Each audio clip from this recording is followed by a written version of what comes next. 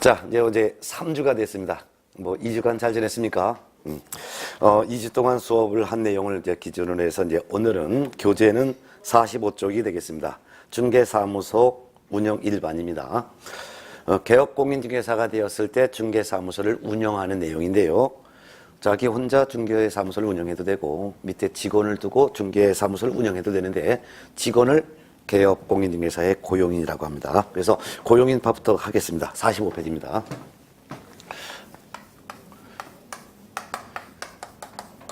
이 개업공인중개사가 이 중개사무소를 운영함에 있어서 개공 혼자 사무소를 운영해도 되지만 개공이 그 밑에 직원을 둘 수가 있어요. 직원을 개공의 고용인이라고 부르죠. 물론 이제 개공은 세 종류의 개공이 있습니다. 법개공도 있고 공개공도 있고 부개공도 있는데 이 세 명의 개공이 밑에 직원을 둘 수가 있어요. 이 직원을 고용인이라고 하는데 이 고용인의 종류는 두 종류가 있습니다. 첫 번째는 이제 공인중개사 자격이 있는 자, 두 번째는 공인중개사 자격이 없는 자. 공인중개사 자격이 있는 자를 직원으로 고용하면 이를 우리는 소속 공인중개사라고 부릅니다. 자격이 없는 자를 직원으로 고용하면 그 직원을 우리는 중개보조원이라고 하죠. 이 두 사람을 합쳐서 개공의 고용인이라고 합니다. 자, 그런데 주의할 것은 법개공입니다. 이 법개공은 비생명체죠. 그래서 법개공이 직접 중개업무를 할 수가 없기 때문에 법개공은 대표자, 임원사원이 반드시 있죠. 그 외에 별도로 직원을 둔다면 그러한 직원을 고용이라고 하는 거예요. 그러면 법개공의 대표자와 임원사원은 고용인이 아니라 법개공과 같이 책임을 지는 주인들이고 법개공의 고용인이란 대표자, 임원사원을 제외한 나머지 구성원을 고용인이라고 부른다 이렇게 보면 되겠습니다. 자, 그러면 바로 이제 1번 고용인의 개념부터 한번 보겠습니다. 고용인이란 개업공인중개사에 소속되어 개업공인중개사의 중개 업무를 대신 수행하거나 또는 개업공인중개사의 중개 업무를 보조해주는 직원을 우리는 고용인이라고 하고 고용인의 종류는 소공, 보조원 두 종류가 있다 해놨습니다. 그 밑에 보면 고용인을 고용해야 될 의무가 있느냐라는 문제가 나오는데요. 개공이 직접 혼자 중개 업무 해도 되지만 고용인을 고용해도 됩니다. 고용인을 고용할 의무는 없습니다. 그렇지만 개공이 혼자 중개사무소를 운영하다 보면은 매수인 모시고 물건 보여주러 갈 때마다 사무소 잠가야 되죠. 그러면 잠그고서 밖에 나갈 때마다 다른 의뢰인들이 올 때마다 사무소가 잠겨 있으면 그 중개사무소 운영이 안 되겠죠. 그래서 개공이 직원을 고용할 수도 있습니다. 그렇지만 이와 같은 개업공인중개사가 이 고용인을 고용할 의무는 없지만 고용을 했다면 이분들을 고용했습니다라고 등록관청에 신고를 해야 될 의무는 있습니다. 그런데 소속 공인중개사가 되고자 하는 사람은 소속 공인중개사로 근무하기 전에 먼저 교육을 받아야 돼요. 그 교육을 우리는 실무교육이라고 합니다. 실제 중개 업무하면서 꼭 알아둬야 될 법률 지식이라든가 또는 중개사무소 경영에 대한 실무, 이것이 법률에 대한 법률 지식, 그 밖에 중개사무소 경영에 대한 실무, 이와 같은 내용을 배우는 실무교육을 미리 받아야지만 소공이 될 수 있기 때문에 개공이 소공을 고용했다면 이 소공이 되고자 하는 사람에게 먼저 실무교육을 받도록 한 후 고용신고를 해야 되는 것이고 중개보조원이 되고자 하는 사람에게는 먼저 직무교육을 받게 합니다. 직무교육이라는 것은 직업윤리를 배우는 교육인데요. 등기부를 띄우는 요령 이런 것도 배우죠. 그래서 중개보조원이 되고자 하는 사람에게는 먼저 직무교육을 받도록 한 다음에 직무교육을 받은 다음에 그 다음에 이제 중개보조원이 됐고 보조원이 됐으면 이런 사람들을 고용했다라고 신고해야 됩니다. 시험에 항상 잘 나오는 게 소공이 되려는 사람에게는 무슨 교육을 받게 하느냐? 실무교육. 중개보조원이 되고자 하는 사람에게는 무슨 교육을 받게 하느냐? 직무교육. 요 각각의 교육을 받게 한 후 신고해야 되는데 언제 신고해야 되냐? 이 고용인들이 업무를 개시하기 전에 신고해야 됩니다. 그래서 만일 오늘 직원을 고용했다면 직원 보고 먼저 가서 교육받고 오세요 라고 이렇게 한 다음에 교육을 받고 왔습니까? 예, 그럼 교육받았으면 잠깐 기세요. 제가 등록관청에 가서 신고할 테니까 신고하고 나면 그때 중개 업무 하세요 라고 해야 되는 거죠. 그래서 순차적으로 하면은 소공이 제일 먼저 할 것은 실무교육을 받는다. 그런 다음에 이제 등록관청은 소공을 고용했다라고 고용신고한다. 그런 다음에 이제 소공이 업무를 개시한다. 이런 순서가 되는 것이고 중개보조는 제일 먼저 직무교육을 받는다. 직무교육을 받은 다음에 그 다음에 이제 개공은 중개보존을 고용했다라고 고용신고한다. 그런 다음에 세 번째는 이제 중개보존도 업무를 개시한다. 이런 순서가 된다는 것을 기억해 두셔야 될 것입니다. 물론 고용을 하여 이제 직원들이 중개 업무 합니다. 근데 소속 공인중개사가 중개 업무 하다가 개공과의 고용관계가 종료가 될 수 있죠. 고용관계가 종료가 될 수 있습니다. 고용관계가 종료되는 사유는 스스로 이 중개업소에서 퇴직을 할 수도 있죠. 퇴직을 하게 되면 개공과 소공과의 고용관계는 종료가 되는 거죠. 또는 자를 수도 있어요. 자르는 걸 우리는 해고라고 합니다. 그래서 개공이 소공을 해고해요. 해고하더라도 고용관계가 종료되는 거죠. 물론 이제 중개보조원과의 관계에서도 고용관계가 종료되는 경우는 중개보조원이 스스로 퇴직하거나 또는 개공으로부터 해고를 당하게 되면 고용관계가 종료되죠. 그럼 고용관계가 종료되면 고용관계가 종료된 날로부터 또한 10일 이내에 고용관계가 종료됐다는 별도의 신고를 또 해야 될 의무가 있습니다. 네. 자, 그러면 그 밑에 보면 양가로서 한번 고용인의 비교가 있는데요. 소속공인중개사는 어떤 업무를 할 수 있고 또한 어떤 의무를 부담하는지, 중개보조는 어떤 업무를 할 수 있고 어떤 의무를 부담하는지를 비교 한번 해보도록 하겠습니다. 한번 여기 볼까요? 소속공인중개사와 중개보조원은 둘 다 공통적으로 직원이라는 공통점이 있죠. 그런데 차이점이 이제 있습니다. 일단 소속공인중개사는 공인중개사 자격이 있는 상태에서 중개업소에 취직한 거고, 중개보조는 공인중개사 자격 없이 취직을 한 사람입니다. 그렇기 때문에 소속공인중개사는 자격이 있기 때문에 중개 업무를 수행할 수 있느냐? 중개 업무를 수행할 수가 있습니다. 중개 업무를 수행할 수 있다는 것은 매수인에게 물건을 설명하고 또한 서류를 작성할 수가 있는 업무를 우리는 중개 업무 수행이라고 하는데, 자격이 있으니까 중개 업무 수행할 수 있죠. 그렇지만 중개보조는 공인중개사 자격이 없습니다. 그렇기 때문에 실력이 좀 부족하죠. 그래서 중개 업무를 수행할 수는 없습니다. 따라서 물건 설명이라든가 서류 작성하는 행위를 할 수가 없는 거죠.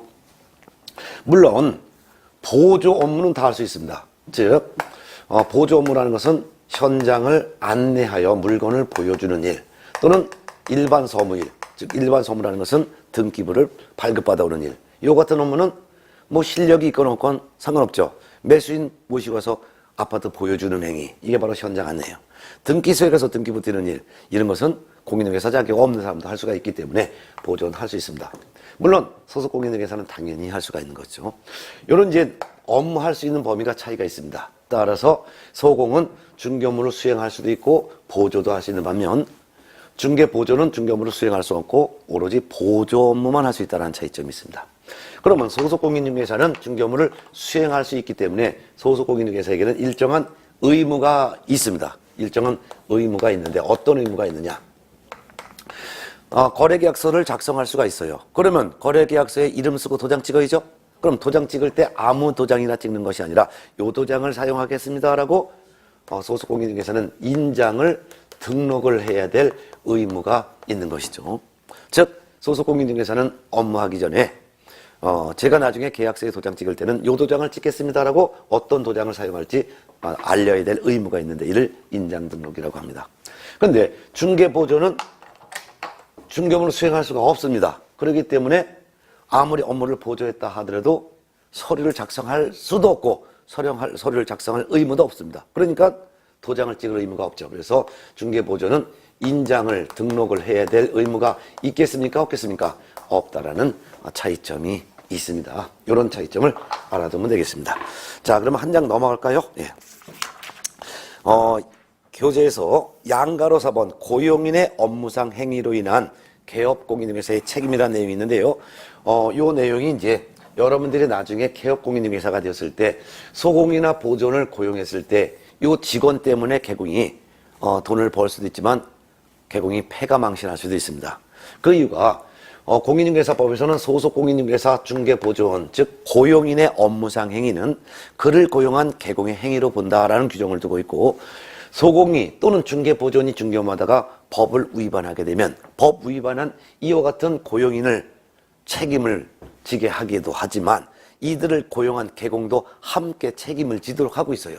그렇기 때문에 직원이 잘못하면 직원뿐만 아니라 그를 고용한 개공도 함께 책임을 묻기 때문에 직원 때문에 개공은 해가 망신할 수도 있습니다. 그래서 그게 바로 양가로 4번에 나와 있는 고용인의 업무상 행위에 따른 개공의 책임이라는 건데요. 근거 규정이 있습니다. 근거 규정에 개공이 이름이 만일 갑이라고 하겠습니다. 그럼 개공은 세 종류의 개공이 있겠죠. 법개공도 있고 그 다음에 공개공도 있고 부개공도 있는데 이와 같은 개공이 직원을 고용했다고 가정하겠습니다. 직원을 고용이라고 하겠죠. 이 고용인은 소공이라는 고용인 또는 중개보조원이라고 하는 고용인 이렇게 두 종류가 있는데 법에서는 고용인의 업무상 행위는 이는 그를 고용한 개공의 행위로 본다. 개공의 행위로 본다는 것은 간주한다는 거예요. 내가 간주한다는 거예요. 그러니까 직원이 중개 업무한 것은 그를 고용한 개공이 중개 업무한 것으로 보겠다 이런 뜻이에요. 그렇기 때문에 고용인 중개 업무하다가 공인중개사법을 위반했어요. 그럼 공인중개사법을 위반하게 되면 위반한 고용인에게 책임을 물을 수 있고 그를 뿐만 아니라 이 고용인을 고용한 개공에게 대해서도 같이 책임을 묻겠다. 그러니까 책임을 함께 묻겠다 이거죠. 함께 책임을 묻는 것을 우리는 연대 책임을 묻겠다 그 말입니다. 그래서 직원 때문에 법을 위반한 직원도 책임을 지지만 직원을 고용한 개공도 함께 책임지는데 그럼 도대체 어떤 책임을 함께 지는지를 하나하나씩 보겠습니다. 그러면 그중에서 동그라미 1번이 민사책임, 두 번째가 행정책임, 세 번째는 형사책임 이렇게 세 가지 책임을 함께 지는데요. 저를 이제 설명을 요걸 보시기 바랍니다. 자, 이 직원 때문에 직원과 그를 고용한 개공이 함께 세 가지 책임을 지는데 세 가지 책임의 내용이 바로 민사 책임도 함께 진다. 두 번째는 무슨 책임도 함께 진다? 행정상의 책임도 함께 진다. 세 번째는 무슨 책임? 형사상의 책임도 함께 진다. 그럼 민사 책임을 함께 진다는 것은 손해배상 책임을 함께 진다 이거예요. 자, 어떤 경우냐면 예를 들어서 고용인이 중개업무합니다.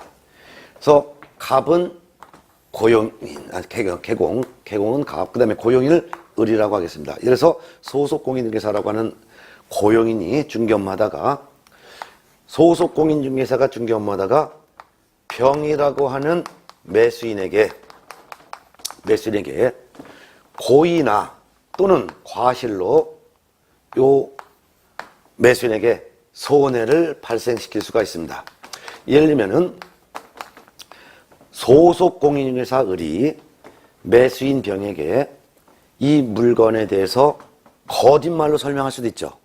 예를 들면은 물건에 하자가 있는데도 불구하고 하자가 없는 것처럼 이렇게 거짓말할 수도 있죠.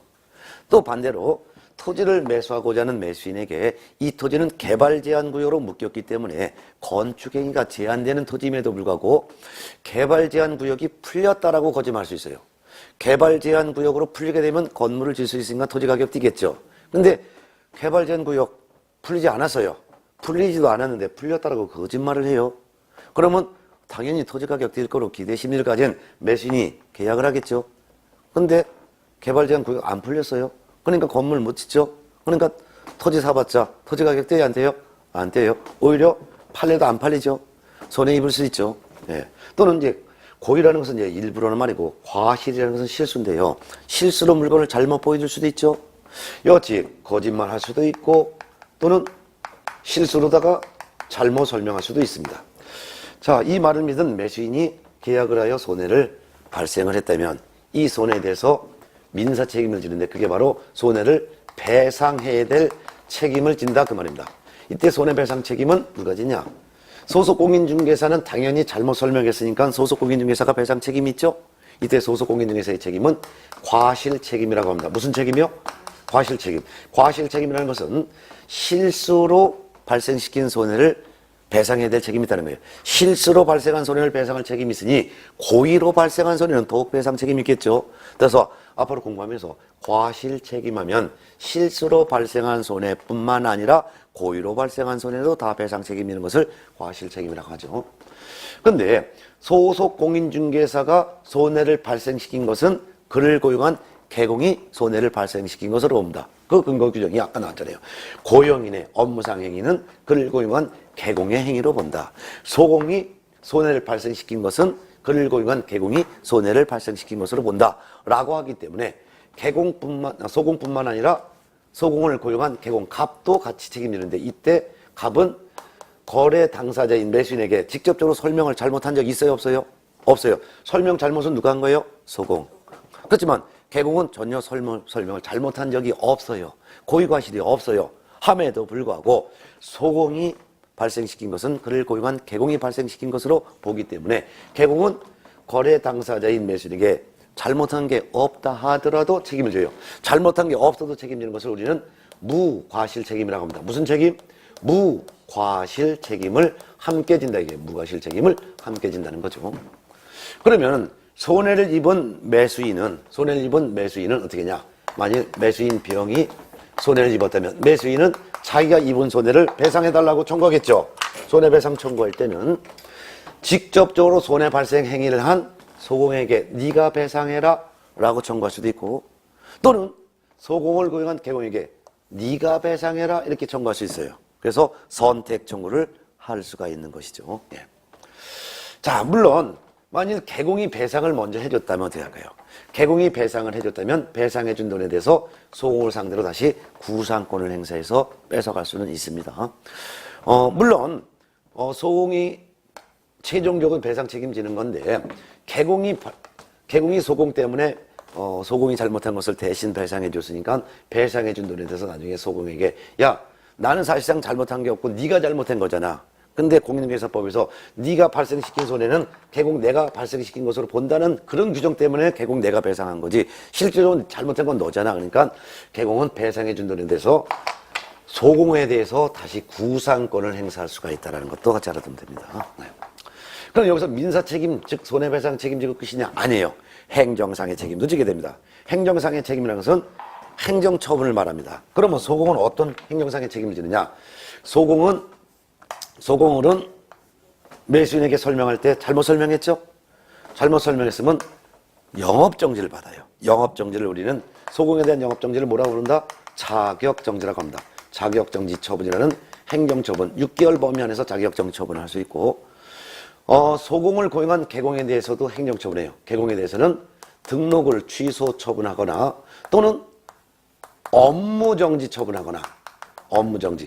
개공에 대한 업무정지, 개공에 대한 영업정지를 업무정지라고 하고 소공에 대한 영업정지를 자격정지라고 하는데 소공에 대해서는 자격정지를, 그를 고용한 개공에 대해서는 등록을 취소하거나 슬래시는 또는 업무정지 처분하거나 둘 중에 하나 행정처분을 하게 되는 거죠. 그럼 여기서 끝나느냐? 아니에요. 민사책임, 행정책임 지금 거기서 끝나는 것이 아니라 형사책임까지 묻습니다.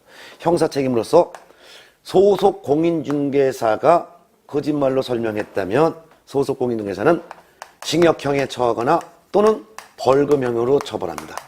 그뿐만 아니라 소속 공인중개사를 고용한 개공갑에 대해서는 벌금형으로 같이 처벌할 수가 있습니다. 이를 양벌 규정이라고 합니다. 그래서 이 양벌 규정에 관련된 내용이 있는데요. 형사책임 양벌 규정 내용을 한번 좀 읽어보겠습니다. 46페이지 동그라미에서 한번 형사책임 읽어볼까요? 고용인이 중개 업무를 하면서 공인중개사법상 징역 또는 벌금형에 해당하는 위반 행위를 한 경우 위반자인 고용인은 징역 또는 벌금형을 받을 수 있고 그를 고용한 개공은 해당 주에 규정된 벌금형을 선고받을 수 있다. 다만 개공이 고용인의 위반 행위를 방지하기 위해서 상당한 주의와 감독을 게을리하지 아니한 경우에는 개공에게는 형사책임을 부담하지 않는다. 이런 규정을 뒀어요.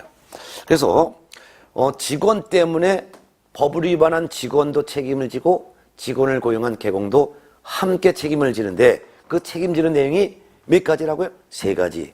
어떤 책임? 민사책임, 그 다음에 행정상의 책임, 그 다음에 형사상의 책임, 3가지 종류의 책임을 함께 진다 이거예요. 그래서 손해를 발생시킨 것에 대해서는 가치배상 책임지고 뿐만 아니라 소공은 자격정지, 그를 고용한 개공은 등록 취소 또는 업무정지, 소공은 형사책임으로서 징역 또는 벌금형으로, 그를 고용한 개공은 벌금형으로 같이 3가지 책임을 진다 이거죠. 그러니까 직원 때문에 개공은 손해배상하고 그 다음에 등록 취소나 업무정지 처분도 받을 수 있으며 거기다가 벌금형이라는 전과자가 될 수도 있으니까 직원 때문에 폐가 망신할 수도 있다 이게. 그래서 직원을 고용할 때는 직원의 성실성, 신뢰도, 인간을 보고 잘 선택해야지 외모 보고 직원을 뽑으면 큰일 날 수가 있다는 걸 알 수가 있죠. 이해가 되셨습니까? 예. 자, 여기서 이제 개공의 고용인에 대한 내용을 이제 정리했습니다. 예. 자, 그 다음에 이제 46페이지 2번 개공의 업무 범위인데요. 개공의 업무 범위 한번 좀 보겠습니다. 개공의 본업은 뭘까요? 개업 공인중개사가 됐을 때 본업은 중개업이죠. 중개업을 하면서 그 외에 다른 업종도 부업할 수가 있어요. 여러분 중에서도 직업을 2가지, 3가지 갖고 계신 분들도 있을 거예요. 그래서 예를 들면은 뭐 식당을 운영하시면서 별도로 중개사무소도 같이 겸업하신다든가, 또는 직장을 다니시면서 저녁 때 무슨 야간 대리 운전을 하신다든가 이렇게 할 수도 있잖아요. 그리고 간혹 가다 보면은 중개사무소에 보면요, 연초 소매업 같이 하시는 분도 있어요. 그래서 중개사무소 해놓고 담배 이렇게 파는 데도 있어요.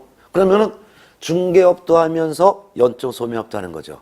이같이 중개업이 본업이지만 중개업 외에 다른 업종을 또한 겸업할 수도 이제 있습니다. 네, 그러면 개공의 이제 업무 범위를 보는데, 두 번째 이 개공의 업무 범위를 보겠습니다. 개공의 업무 하면은 크게 보면은 본업과 겸업으로 나눌 수 있어요. 본업, 그 다음에 플러스 부업. 부업을 공인중개사법에서는 겸업이라고 표현하고 있습니다. 그러면 법개공이건 공개공이건 부개공이건 본업은 뭐가 본업이에요?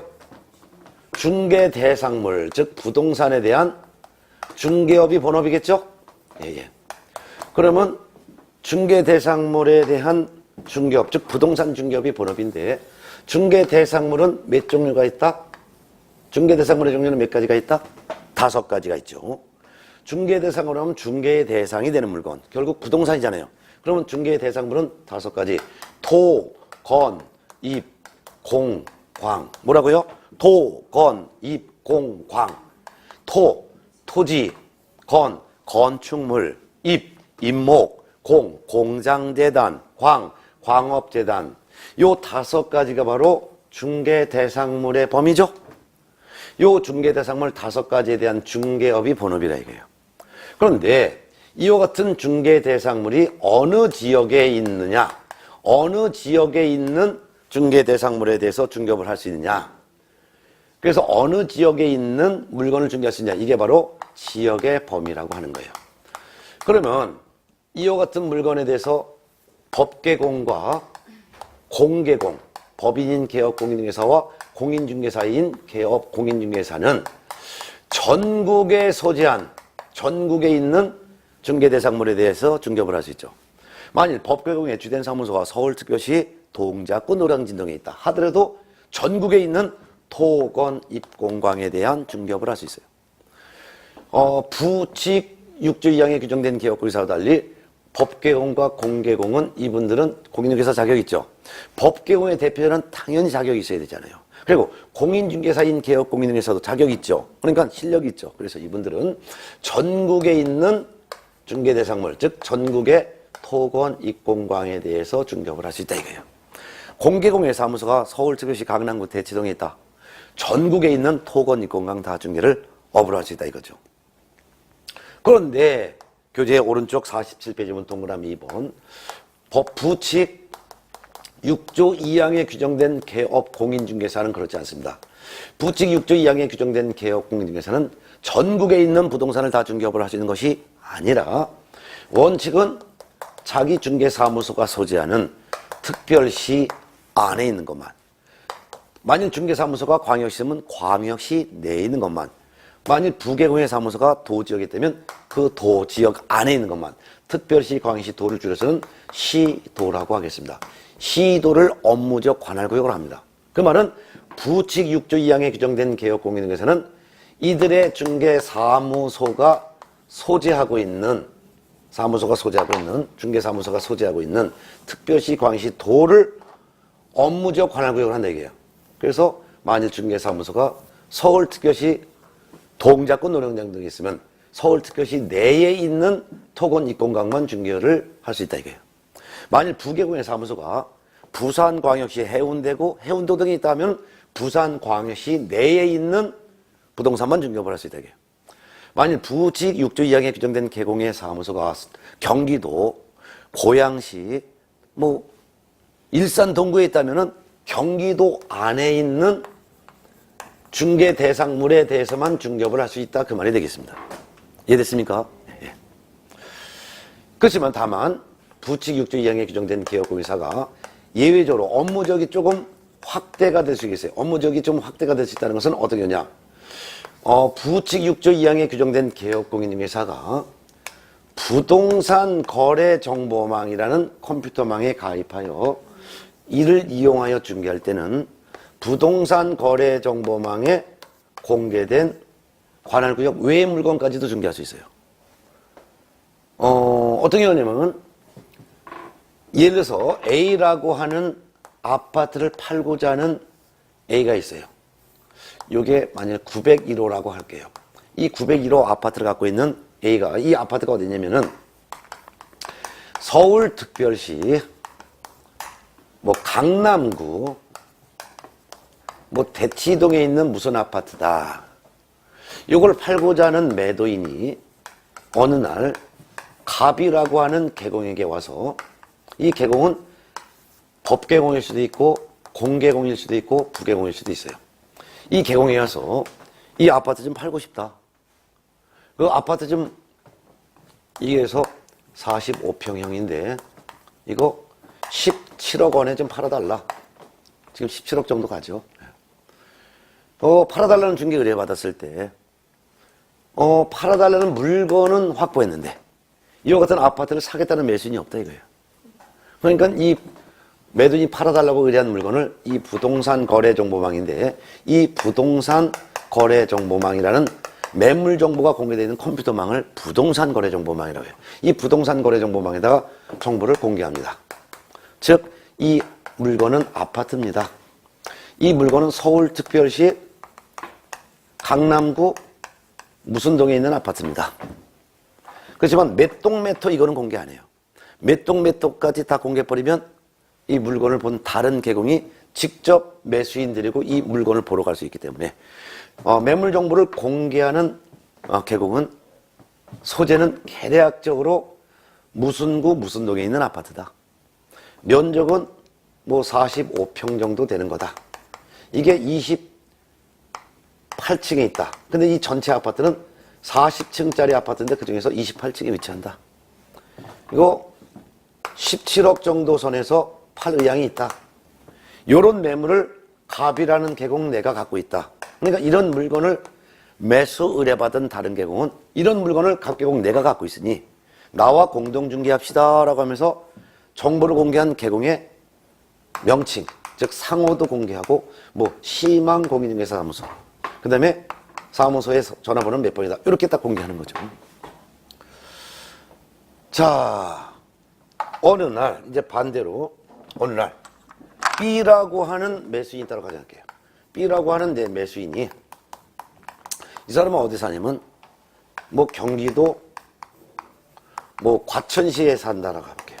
과천시 무슨 동에 살고 있는 매수인이 돈이 좀 있나 봐요. 그래서 근처에 있는 을이라고 하는 부칙 6조 2항에 규정된 계공, 요 계공에게 내가 강남 대치동 쪽에 있는 한 15억에서 20억 정도 되는 아파트 하나 사고 싶은데 이런 아파트 하나 구입할 수 있도록 중개 좀 부탁해, 이렇게 부탁합니다. 이때 부칙 6조 2항에 규정된 계공 을은 사무소가, 이 사람도 경기도에 있어요. 경기도 과천에 있는 그러한 계공이라고 할게요. 그러면 이 매수인이 사달라고 부탁하는 것은 어디 있는 부동산 사달라 했어요? 서울특별시 강남구 대치동에 있는 거. 그러면 경기도에 중개사무소가 있는 이 부계공은 경기도에 있는 부동산만 중개할 수 있는 거지 서울에 있는 부동산을 중개할 수가 없는 것입니다. 그렇지만 부칙 6조 2항에 규정된 계공이 부동산 거래 정보망에 가입해서 검색해봤습니다. 검색을 딱 해봤더니 매수인 B가 사고 싶어하는 서울특별시 강남구 대치동에 있는 아파트 팔겠다는 물건이 공개가 돼 있죠. 공개되어 있는 물건이라면 중개할 수 있다 이거예요. 이때 중개하는 것은 부계공 혼자 중개하는 것이 아니라 정보를 공개한 갑개공과 정보를 검색한 을이라는 부개공, 두 명의 개공이 같이 공동으로 중개를 한다 이거예요. 공동 중개하여 두 사람이 매매 계약을 하도록 같이 공동 중개한다는 것이죠.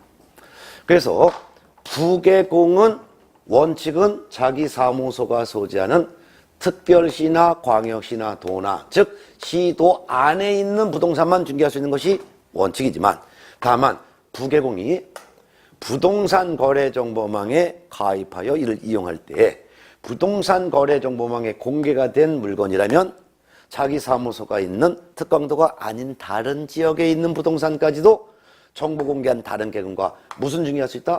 공동으로 중개할 수 있다는 개념이죠. 네.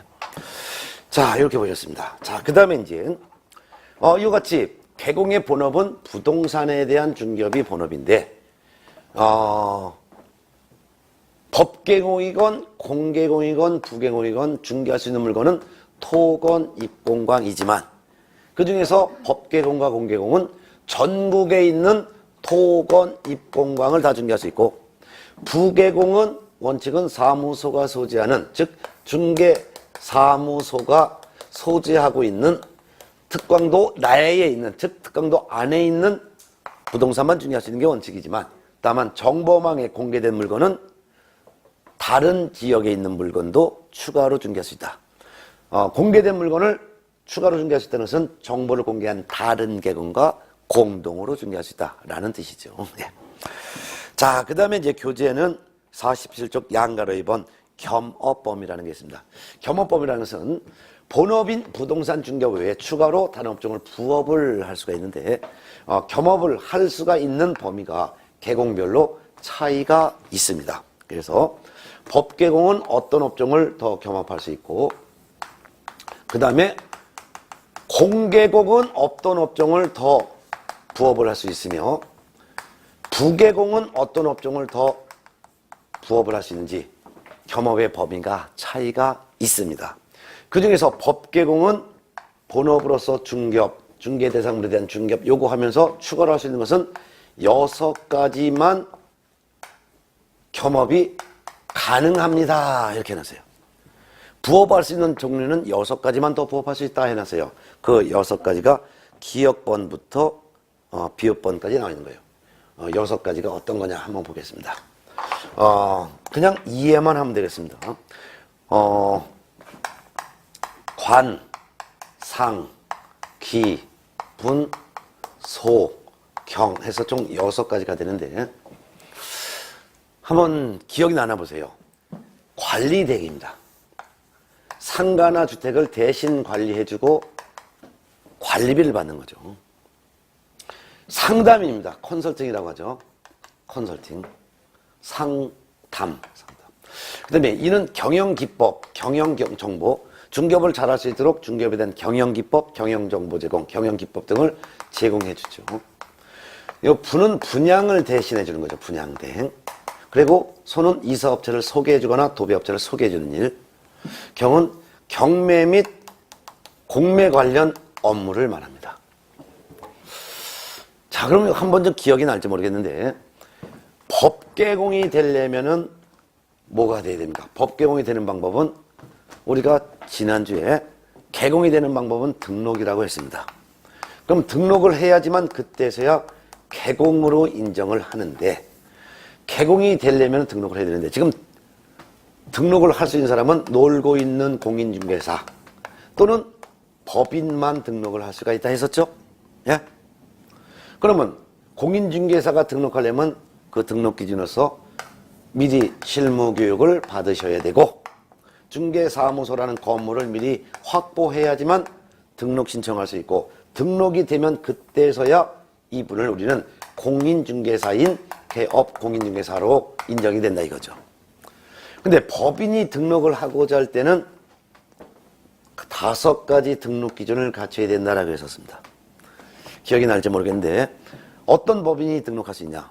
상법상 회사 또는 협동조합 기본법 2조 1호에 따른 협동조합, 상법에 규정된 회사이거나 또는 협동조합 기본법에 규정되어 있는 협동조합에 해당되는 법인이 되죠. 아무 법인이 다 등록할 수 있는 것이 아니라 상법에 규정되어 있는 회사니까 주식회사, 유한회사, 합자회사, 한명회사, 유한책임회사 이거나 또는 협동조합 기본법에 규정되어 있는 협동조합에 해당하는 법인이 되고 그 법인은 자본금도 5천만 원 이상이 되죠. 두 번째가 법 제14조에 규정되어 있는 업무만 영위할 목적으로 설립된 법인이 된다. 세 번째, 대표자는 공인중개사여야 하고 대표자를 제외한 임원이나 사원의 3분의 1 이상 또한 공인중개사여야 된다. 네 번째는 대표자, 임원, 사원 전원이 실무 교육을 받아야 되고 마지막 다섯 번째는 법인도 중개사무소라는 건물을 확보하고 있어야 된다. 이와 같은 5가지 기준을 갖춰서 등록을 해야지만 그때서야 법인인 개업 공인중개사가 된다. 그 말이었죠. 특히 법인이 법개공으로 등록하기 전에 먼저 갖춰야 될 등록 기준 5가지 중에서 법인은 14조에 규정된 업무만 영위할 목적으로 설립된 법인이어야 된다 했어요. 그 14조에 규정된 업무가 바로 본업으로서 중개업과 겸업으로서 관, 상, 기, 분, 소, 경 이거였었죠. 그래서 이와 같이 14조에 규정된 업무가 중개업, 관상, 기분, 소경인데 이와 같은 업무를 할 목적으로 설립된 법인만 등록을 할 수 있다 그랬죠. 그러니 법개공으로 등록이 되었을 때 법개공이 할 수 있는 업무는 본업으로서 중개업과 겸업으로서는 관상, 기분, 소경 업무만 할 수 있다 이거예요. 그래서 상가나 주택을 대신 관리해주고 관리비를 받을 수 있다. 상, 부동산에 대한 이용, 개발, 거래에 관한 상담해주고 상담료 받을 수 있다. 기, 중개업을 잘 못하는 다른 개공을 대상으로 중개업을 잘할 수 있도록 중개업의 경영기법, 경영정보 제공해주고 그 경영기법 제공해준 대가를 받을 수 있다. 경영정보를 알려준 대가를 받을 수 있다. 분양대행, 상가나 주택을 대신 분양해주고 분양대행료 받을 수 있다. 소, 이사업체나 도배업체를 소개해주고 소개료 받을 수 있다. 경매 및 공매 대상 부동산에 대한 권리 분석, 취득 알선, 매수 신청 또는 입찰 신청에 대리를 하고 권리 분석료를 받을 수 있다. 또는 입찰 대행료를 받을 수 있다. 이런 업무만 할 수 있기 때문에 법개공이 중개업 외에 더 할 수 있는 업무는 요거 6가지만 할 수 있다 이거예요. 만약 이 6가지 업무가 아닌 그 다른 업무를 하다가 적발되면 법개공의 등록을 취소할 수가 있는 거예요. 그래서 법개공은 6가지만 겸업이 가능하다. 그러면 법개공은 식당 겸업할 수 있다? 없다. 호텔 겸업할 수 있다? 없다. 무역업 겸업할 수 있다? 없다. 요 6가지만 겸업할 수 있다 이거죠. 순서대로 기억년, 디귿 이름 딱 돼 있으니까 굳이 쓸 필요 없이 딱 정리가 돼 있어요. 그런데 공개공은 겸업 제한이 없습니다. 공인중개사인 개업공사는 겸업에 대한 제한이 없어요. 겸업에 대한 제한이 없다는 것은 하고 싶은 업종은 다 겸업할 수 있다는 거예요. 그러니까 공인중개사인 개업공사는 본업으로서 부동산 중개업하면서 법개공이 할 수 있는 이와 같은 업무도 다 할 수 있고 그 외에 식당도 겸업할 수 있고 슈퍼도 겸업할 수 있고 뭐 하고 싶은 거 다 겸업할 수가 있는 거죠. 그런데 48조 보면은 부개공이 나옵니다. 부칙 6조 2항에 규정된 개업공사는 본업으로서 중개업을 하면서 다른 업종 겸업을 하는데 원칙적으로는 제한이 없지만 딱 한 가지 업종만 못한다는 거예요. 어떤 거를 못하냐? 부개공은 경매 관련 업무만 못합니다. 요것만 겸업을 못하고 요것만 못하고 나머지는 그 외에는 나머지는 다 겸업할 수가 있습니다. 즉 부칙 6조 2항에 규정된 개업공사는 뭘 못하냐? 경매 및 공매 대상 부동산에 대한 권리 분석 못한다. 취득의 알선 못한다. 매수 신청 또는 입찰 신청에 대리 못한다. 요것만 못하고 나머지는 다 할 수 있다. 따라서 부개공은 중개업을 하면서 상가나 주택에 대한 관리 대행 할 수 있다. 부동산의 이용 개발 거래에 관한 상담도 할 수 있다. 중개업을 잘할 수 있도록 경영기법 제공도 할 수 있다. 상가나 주택 분양 대행할 수도 있다. 이사업체, 도배업체 소개해 줄 수 있다. 경공매 관련 업무 요것만 못한다. 그리고 나머지 또 다 할 수 있다. 식당도 겸업할 수 있다. 뭐 슈퍼도 겸업할 수 있다. 문방구도 겸업할 수 있다. 세탁소, 이발소, 미장원 다 겸업할 수가 있는 것이죠. 그럼 세 종류의 개공 중에서 겸업 범위가 가장 큰 개공은 누굽니까? 공개공이 되죠. 공개공은 겸업에 대한 제한이 없으니까 하고 싶은 거 다 할 수 있는 거예요. 두 번째는 부계공이죠. 부계공은 경공매 요거 하나만 못하고 나머지는 다 할 수 있으니까. 겸업 범위가 가장 적은 계공이 바로 법계공이에요. 법계공. 법계공은 부업은 요 6가지 종류만 할 수 있기 때문이죠. 그러면 왜 굳이 법계공으로 등록했냐? 법계공으로 등록한 이유는 딱 하나예요. 법계공은 중개사무소를 여러 개를 둘 수 있기 때문이에요. 공계공과 부계공은 아무리 중개업이 잘 된다 하더라도 중개사무소 공간은 하나만 둬야 돼.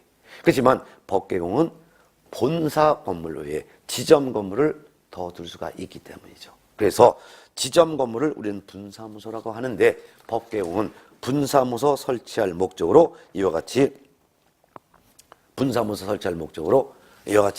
법계공을 등록한 거죠. 우리가 지난주에 법인의 분사무소 설치 공부했었어요.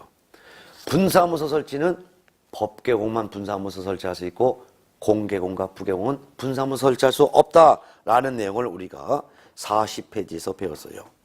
그래서 법계공으로 등록한 이유는 딱 하나다. 왜 법계공으로 등록했다? 분사무소를 설치할 목적이다. 이런 것을 알 수가 있죠. 예. 자, 이래서 이번 시간에는 여기까지 할 거예요. 그래서 이번 시간에 공부한 거는 간단하게 한번 정리하면은 일단 고용인 공부했고 그 다음에 업무범위 공부했는데 고용이란 직원을 말한다. 두 종류가 있다. 소공, 보조원. 소공은 자격이 있다. 따라서 업무를 수행할 수도 있고 보조할 수도 있다. 그렇기 때문에 업무를 수행할 수 있기 때문에 업무 개시하기 전에 인장 등록도 해야 된다. 근데 중개 보조는 공인중개사 자격이 없다. 그러니까 중개 업무 수행할 수는 없고 보조 일만 할 수 있다. 따라서 계약서에 도장 찍을 수도 없고 찍을 일도 없다. 그러니까 중개 보조는 인장 등록 의무가 없다. 근데 소공이 되려면 먼저 무슨 교육? 실무 교육을 받아야 되고 보조원이 되려면 먼저 직무 교육을 받아야 된다. 계공이 고용한 소공과 보조원의 업무상 행위는 그를 고용한 계공의 행위로 본다. 따라서 고용인이 법을 위반하면 고용인과 그를 고용한 계공은 3가지 책임을 함께 진다. 민사책임, 행정책임, 형사책임. 그래서 민사책임으로서 손해 발생시킨 것을 손해 발생 행위를 한 고용인과 그를 고용한 계공이 연대에서 배상 책임을 지게 되는 것이고 또한 행정상의 책임으로서 소공은 자격정지를 그를 고용한 계공은 등록 취소나 업무 정지를 뿐만 아니라 형사 책임으로서 고용인은 징역 또는 벌금형으로 처벌받을 수 있고 그를 고용한 계공은 벌금형으로 같이 받을 수 있다는 거. 또한 계공의 업무는 본업은 중개업, 겸업이 있는데 이 중개 대상물에 대한 중개업에 대해서 중개할 수 있는 물건에 대한 지역 범위는 법계공과 공계공은 전국의 부동산을 다 중개할 수 있지만 부계공은 자기 사무소 소재지 특광도 4건만 중개할 수 있다. 다만 정보망에 공개된 물건은 관할구역 밖의 물건도 정보를 공개한 다른 계공과 공동 중개할 수 있다. 겸업범위로서 법계공은 6가지 업종만 겸업할 수 있다. 근데 공계공은 겸업 범위가 제한이 없기 때문에 하고 싶은 거 다 겸업할 수 있다. 부계공은 경공매 관련 업무만 못하고 나머지 업무는 다 겸업할 수 있다. 이런 차이점을 공부했습니다. 자, 다음 시간은 교재 48페이지 인장등록, 휴업과 폐업, 그 다음에 중개계약, 부동산거래정보망 이 부분을 가지고 다음 시간에 보도록 하겠습니다. 자, 그럼 다음 시간에 볼까요? 고맙습니다.